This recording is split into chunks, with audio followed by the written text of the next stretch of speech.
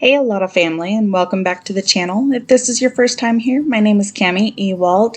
Today in this fall leaves tumbler tutorial, I'm going to show you guys how I do a triple ombre, and then on the other side of the cup, I'm going to reverse that triple ombre. We're going to then do a leaf Peekaboo, and then I'm going to share with you guys a no spray or no seal water slide paper from KOALA Water Slides that was sent to me to review. So if you're here for that tutorial, let's get into it. I'm going to start off by making myself a template by just drawing a circle around the outside of the cup, cutting it out. I'm going to label it with this cup size so I can reuse it, and then I'm going to fold it in half. I'm then going to take a permanent marker and mark where that half line is at the bottom of the cup, and then carry those same lines to the top of the cup. I'm then going to use those lines as a guide to mask off exactly half of this cup with painter's tape. Make sure you get a good seal on the edges of this tape so no paint seeps underneath. And then I'm going to take it outside, and I truly believe a good ombre starts with your spray paint ombres. So take your time to get them pretty well blended as you're spraying them. I used Satin Espresso on the bottom, Gloss Real Orange in the middle, and Satin Apple Red, all from the Rust-Oleum line.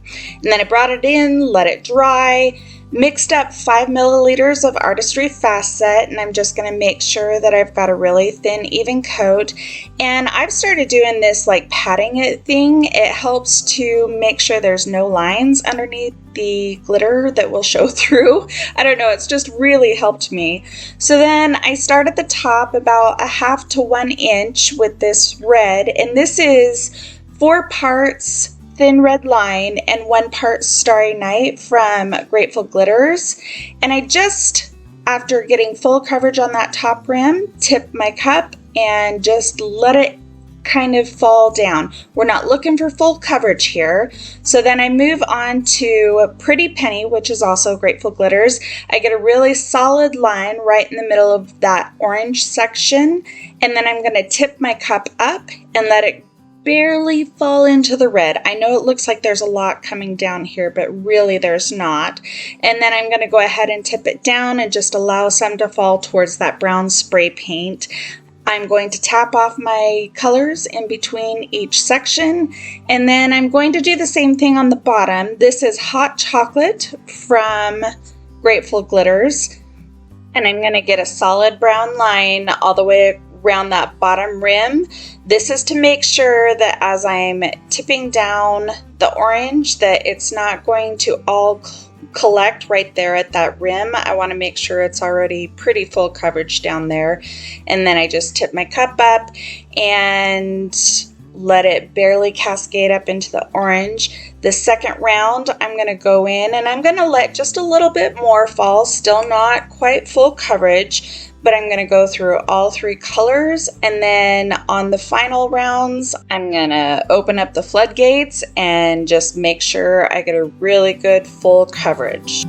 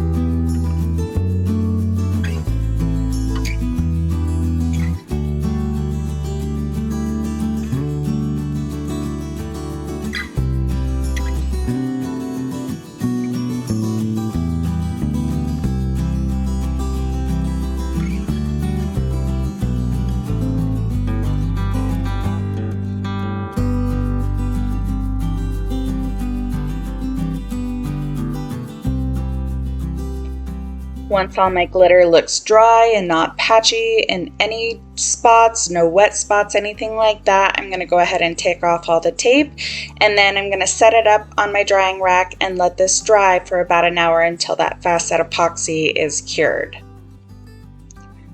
I'm then going to move on. I'm going to tape off all of that glitter section that we just did. I'm going to make sure that I press down right along the edge of that line and mask off all the glittered section. I'm going to then take it outside and I'm going to reverse the colors of spray paint that I did the first time.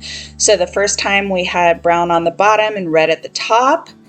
This time we're going to have brown at the top and red at the bottom. Both sides have orange right in the middle. So after I spray paint, I immediately take the tape off, set it up, and let it completely dry. Same process as the first side, going to make sure that I've got my epoxy thin and do the exact same glitter process that I did on the other side. And after I get this all glittered the way I want it to, I just take some of the orange and I kind of sprinkle over the bottom, filling in any gaps that the red and the brown didn't cover from the first two ombres. I then let that set up for an hour and let it fully dry and come back in. This is the same Artistry Fast Set epoxy. I have mixed up 30 milliliters. I used about 20 or 25. I wanted a healthy coat, but not so much it was dripping off.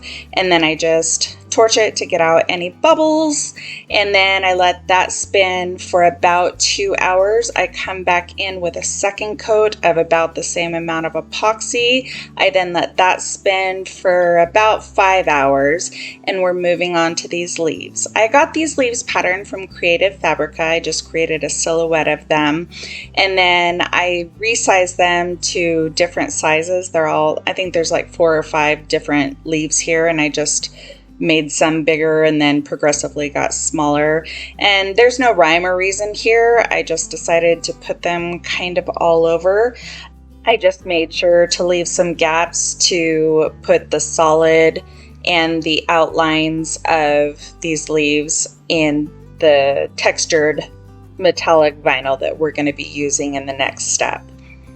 And this green vinyl is just some that I have a lot of extra, so I often will use this for my peekaboos. I just put it all wherever, make sure it's kind of stuck down. This is 651 vinyl, so it's a permanent adhesive, so you don't want to like press too much on it.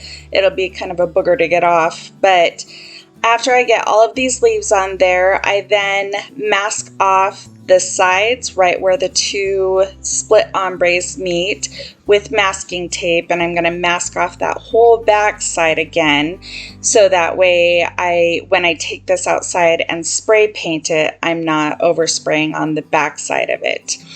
I started off using my craft knife, but I'm going to go ahead and mask it off really well, and because I want a really crisp line on the bottom when I spray paint, I'm going to go ahead and use my edging tool to just run right along the bottom so I get a nice crisp clean edge at the bottom of that painter's tape. I then spray it white or flat white from Rust-Oleum, and then I wanted kind of a champagne-y metallic-y color, so I did just a light, I held my cup way far away and did a light spritzing mist of metallic vintage copper, also by Rust-Oleum, and I will link all of this stuff down in the description, you guys. And after I let that dry to the touch, I just go in with a pin pen, and I am coming in from the outside of the decals towards the middle of the decals.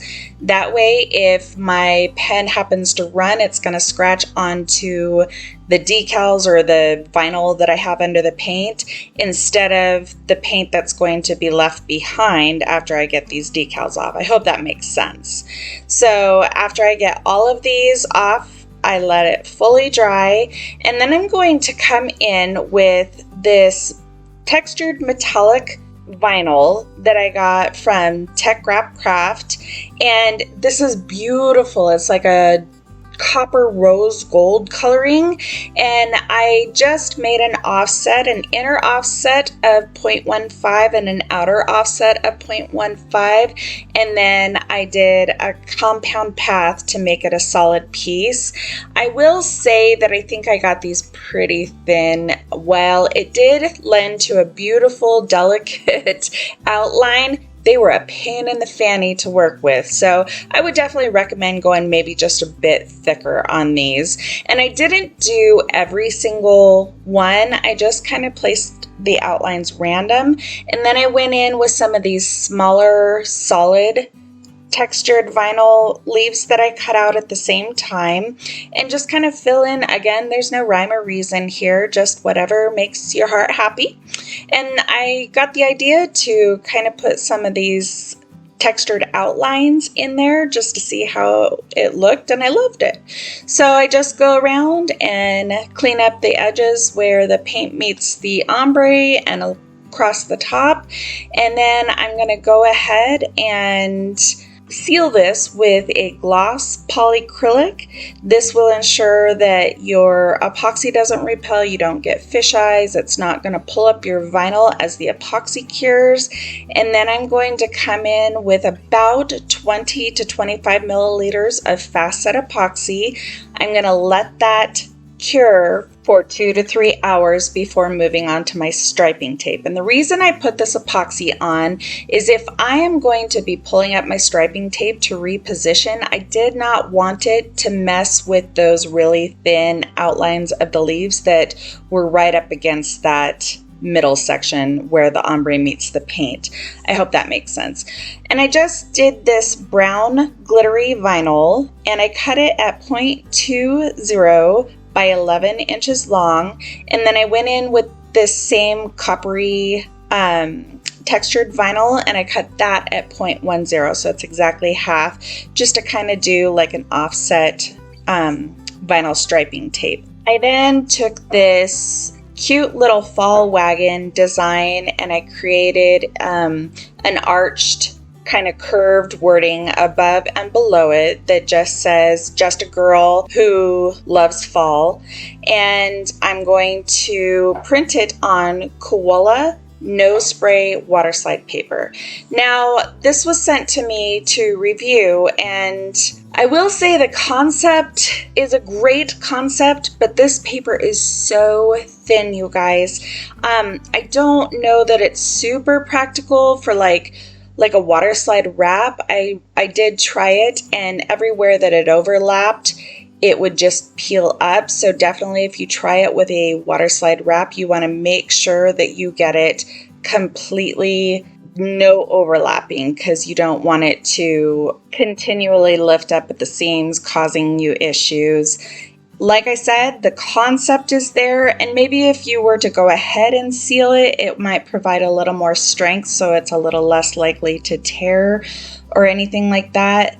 But for like a single decal like this on this cup, I think it would work fine. It's a super great idea.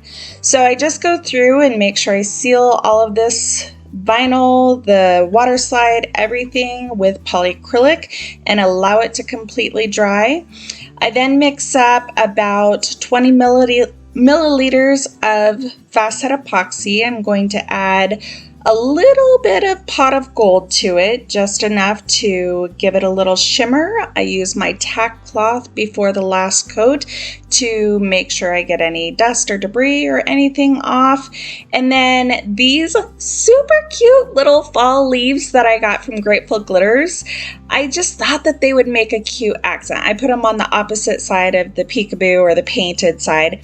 And again, just totally random, but I just think they added a little something extra, so that's why I did it. So then I just torch over it lightly and make sure I get all of the bubbles out, and oh my gosh, you guys, look how freaking cute this cup is. I am absolutely in love with it. Fall is my favorite color, so after I get this coat of epoxy on. I let this cure for 4 hours, and then I go in with my craft knife. I remove any of the excess epoxy on the rim, and then I clean up the paint. I did have a struggle with the white. It usually, for me, white spray paint is kind of a pain to get out sometimes. So I just take my magic eraser with some acetone and it just zips right off. So then took acetone again on a paper towel, wiped it off, took it upstairs and washed it.